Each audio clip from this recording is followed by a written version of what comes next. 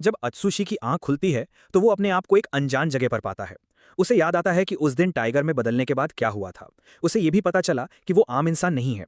उसे वो पल याद आता है जब उसके हाथ पंजे में तब्दील हो गए थे। लेकिन जब उसने अपने हाथ को नॉर्मल देखा तो उसने चैन की सांस ली। इधर उधर देखने पर उसे समझ आया कि वो आर्म्ड डिटेक्टिव एजेंसी के हॉस्टल में है। अचानक उसका फोन बजता है। दजाई उसे एक काम देता है। असल में दजाई एक बैरल में फंसा हुआ है और बाहर नहीं आ रहा, तो उसे मदद चाहिए। अत्सुशी उसे निकालने की कोशिश करता है। दोनों बात करते हुए एजेंसी के काम के बारे में गप लगाते हैं। अत्सुशी महसूस करता है कि वो एजेंसी का काम ठीक से संभाल नहीं पाएगा, इसलिए दजाई से गुजारिश करता है कि उसे कोई और काम बता दे। काम की जगह जाते हुए उनकी मुलाकात कूनी कीड़ा से होती है। असल में एक इमरजेंसी मिशन आया है। एक मुजरिम ने डिटेक्टिव एजेंसी को हाईजैक कर लिया है और वहां बॉम्ब लगा दिए हैं और एक स्टाफ को भी हॉस्टेज बना लिया है। तीनों वहां पहुंचते हैं तो पता चलता है कि मुजरिम के पास एजेंसी के सब लोगों की मालूमात है।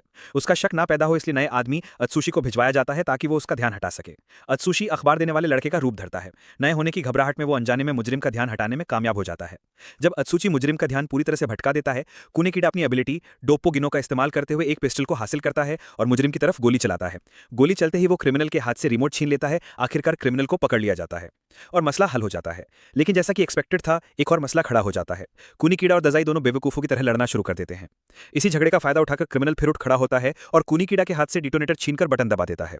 बॉम्ब 30 सेकंड्स में फटने वाला था। कूनी कीड़ा बॉम्ब को बाहर फेंकने की कोशिश करता है, लेकिन क्रिमिनल उसे पकड़ लेता है और दोनों एक दूसरे को मारने की कोशिश करते हैं। अत्सुची घबराहट में पहले की दजाई की बात को याद करता है कि अगर बॉम्ब को दबोच लिया जाए तो उसकी ताकत कम हो जाती है। अत्सुची अपनी जान की परवाह किए बिना हॉस्टेज को धक्का देकर खुद बॉम्ब को अपने सीने से लगा लेता है, उसे दबाने और सबको बचाने के लिए। लेकिन काउंटडाउन खत्म हो जाता है और कुछ नहीं होता। पता चलता है कि यह सब एक एंट्रेंस टेस्ट था जिसे उसकी ईमानदारी और टीम के साथ तकलीफ में काम करने की सलाहियत को जांचने के लिए बनाया गया था। नाकाजिमा ने यह टेस्ट कामयाबी से पास किया और एजेंसी के प्रेसिडेंट ने उसे आर्म्ड डिटेक्टिव एजेंसी में शामिल होने की इजाजत दे दी।